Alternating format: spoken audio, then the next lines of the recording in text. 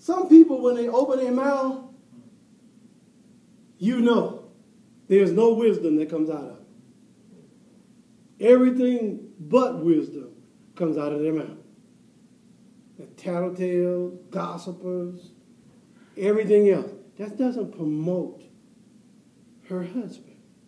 That doesn't lift him up. Her being a busybody about doing other things and not getting. This is a woman here that loves the Lord and is portrayed in everything that she does. Even if she's outside of the home doing things, it's still Christ-centered. It's still Christ-promoted. It's still God-centered in everything in order to promote her husband, in order to lift up her husband, in order for her husband to receive that which is due to him. That's what she does. That's her. I mean, she understands that. So as she goes about and does what she does it in such a way that it promotes wisdom. So that when someone speaks to her, it comes out wisdom. The women come around her to partake of her wisdom because it's not from her, it's from God. But when they know when she's going to speak to them, it's going to be nothing but wisdom. It's not going to be a bunch of foolishness and folly and mess and divisiveness. No, it's going to be wisdom. Because that's what she promotes. That's what she's about. That's the type of personality and character that she has. It's about wisdom. Then the second part of verse 26 says that in her tongue is the law of kindness. She's not a viper with her mouth. She's not going to sting. And my husband is a knucklehead. You know, he can't never get nothing right. You know, he blah, blah, blah. You know, no. In her mouth is the law of kindness. She is going to speak kind of her husband. She's going to promote kindness because that's her law. Her law is wrapped up in that humility and kindness. That's the law that she goes by. She lives by nothing other. See, you got to have wisdom in order to have kindness. Because you got to know what to say, when to say it, how to say it. He could have bumbled, could have messed up. But you're the one who could promote him in such a way. We're not talking about doing wrong now. There's a difference. We're not talking about promoting somebody in sin, doing wrong. I would think a virtuous woman wouldn't do that. Amen. She would correct him in the errors of his way. But I'm talking about he may have been shooting for the star, may have come a little short, may have bumped, but she's not going to put him all the way down and stick him up underneath the ground. Instead, she's going to be right there to encourage. Baby, it didn't work out this time when we put in that. That's okay. It worked in that. We'll keep praying. We'll keep being persistent. You know, what you need me to do, I'm right there by you. You know, how do you need me to help you to do what? You know, she's right there. And law of kindness, she's going to promote it. If he goes and tries to fix the sink, you know, she's not going to go, see, I know he couldn't even handle the wrench if he tried. She's going to at least be there and say, babe, can I get you, help you with your tool bag? And I can bring you your tools. You know, anything I can help you with. You know, you can do this. You know, whatever you put, because I know it's in you. Whatever you put your heart to do, you can do this. And I believe you can do this. I mean, she's there promoting and helping. And when he gets it done and turns on the watch and everything is all right, she's right there giving him a hand. She's right there clapping for, I knew you could do it. I knew you could do this. You know, she's there to egg him on, to promote him, to lift him up. Because in her mouth is only the law of kindness. There's no viper. She's not trying to kill him. She does not try to kill her husband. Her job is to promote him, to lift him up, to encourage him, to strengthen him. That's what she does. I mean, if you don't have a virtuous woman, she'll kill you. A woman that's not virtuous, have an unsaved, unsaved, and think that you're going to go places. She'll kill you.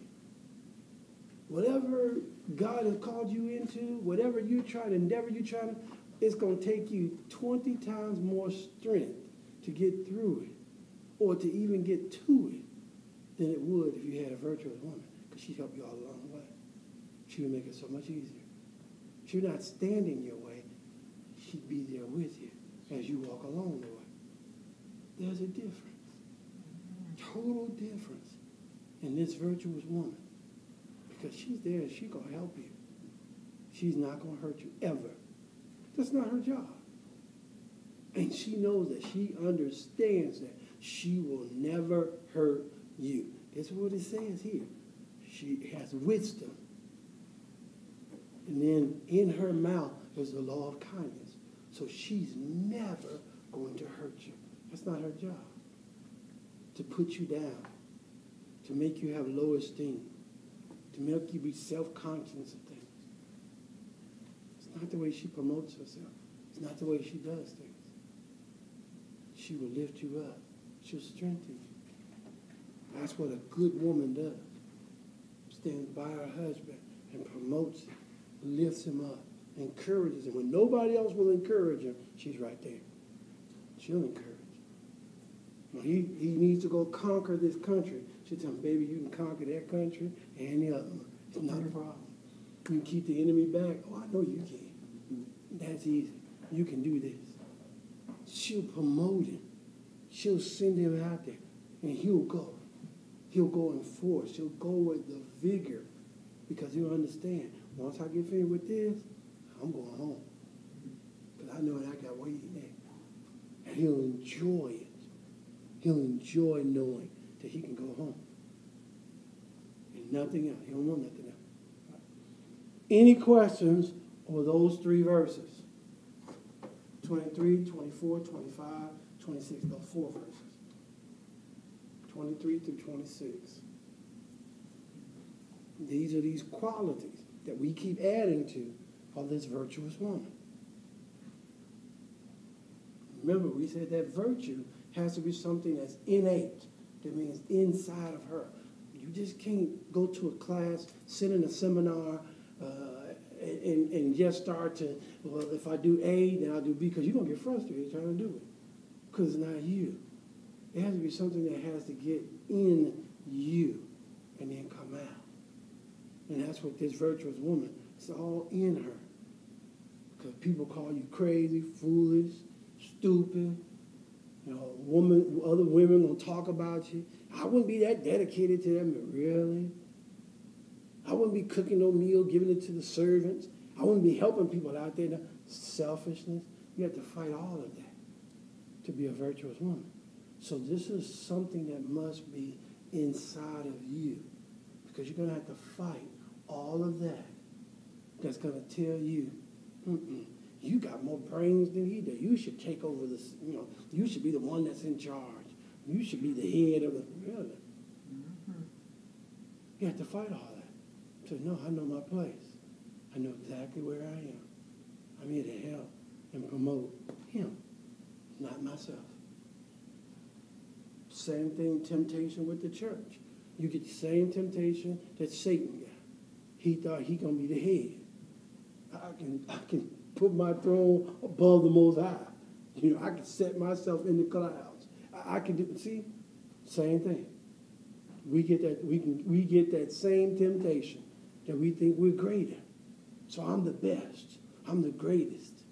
I'm the one that got all the, and if I don't do this, then it don't get done. If I don't bring my argument, they're not going to do it. Really? You have to fight that. This virtuous woman, stay humble in all things. That's why she walked with wisdom, because she understood that. So when all those temptations come, because they're going to come to everybody. So don't ever say, I'm never going to be tempted. Yeah, you are. Yeah, you are. Wrestle with it. Go through it all the time. Go through it. Tempted by it often. Got to know.